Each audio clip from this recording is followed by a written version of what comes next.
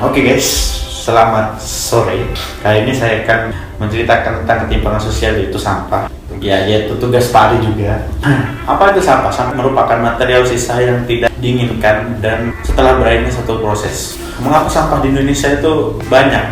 Karena banyak orang di Indonesia itu malas buang sampah pada tempatnya. Mereka lebih memilih buang sampah ke got, ke kali, padahal mereka udah tahu dampaknya pasti banjir. Terus setelah banjir, kan itu gak sehat sih airnya. Pasti bisa muncul diare, gatal-gatal, kutu, panu sebagainya gitu. Terus sampah itu banyak jenisnya, yaitu sampah alam, sampah manusia, sampah konsumsi, sampah industri. Sampah alam ini contohnya daun-daun yang jatuh dari pohon, itu sampah alam. Terus sampah manusia itu kotoran-kotorannya setelah makan terus keluar, itu sampah manusia. Terus sampah konsumsi, makanan-makanan sisa, itu minuman sisa, itu sampah konsumsi. Terus sampah industri itu limbah-limbah itu. Contohnya yang di PT Sasa di Gending, itu limbahnya itu baunya bau kecap. Terus sifatnya sampah itu ada dua, yaitu sampah organik dan anorganik. Organik ini dapat diurai, contohnya sisa makanan yang busuk, sayuran, daun kering dan sebagainya. Dan lagi contohnya itu kotoran sapi. Kotoran sapi itu bisa diolah jadi kompos, pupuk untuk tanaman-tanaman.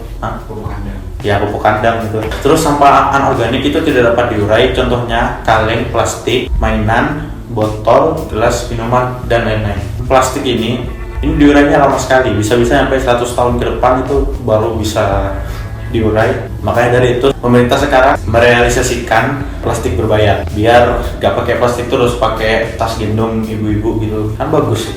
Mengapa di Indonesia ini lebih banyak sampahnya daripada di Jepang? Padahal di Indonesia mayoritas agamanya itu Islam, dan di Islam itu ada kutipan kebersihan adalah sebagian dari iman. Oke. Tapi kenapa masih banyak sampah di sini? Di Jepang itu sejak usia dini itu udah diajarin buang sampah pada tempatnya. Jadi pas sekolah PAUD itu udah diajarin buang sampah pada tempatnya, jangan sembarangan. Kalau di Indonesia anak kecil itu kan masih digendong sama ibunya itu mau buang sampah, itu ibunya buang sampahnya ke tali gitu. Anaknya pasti niru kan, secara tidak langsung anaknya bakal niru nantinya sudah besar. Itu salah satunya. Terus di Jepang itu kalau buang sampah itu ada waktunya. Contoh sisa makanan itu dibuangnya seminggu sekali. Jadi kalau ada sampah itu jangan dibuang di luar dulu, tapi ditaruh di rumah dulu. Iya benar. Terus di Jepang itu juga tempat sampahnya itu dikit. Jadi di mana-mana itu gak ada sampah. Mereka kalau buang sampah itu dikantongin dulu. Kalau di tempat sampah baru dibuang. Terus beda sama Indonesia. Di Indonesia ini banyak tempat sampahnya. Makanya kalau kita lihat itu kan banyak tempat sampah, jadi kan kotor tempatnya. Contoh di taman-taman gitu itu kan banyak tempat sampah, jadi kotor tamannya. Sampah ini ada dampak positifnya juga, yaitu sampah plastik, botol, ban bekas itu bisa digunakan kembali. Contohnya ban itu bisa digunakan sebagai pot. Itu kan bulat, di tengah itu dikasih papan, terus dikasih tanah, tanamin tanamannya. Tanam jagung. Ya, jagung. Terus kalau yang KitKat itu bisa dijadikan dompet. Tinggal cari aja tutorialnya di YouTube atau di Instagram, itu banyak caranya bisa dijadikan dompet. Terus yang botol untuk kaleng itu sama juga, bisa seperti ban tadi.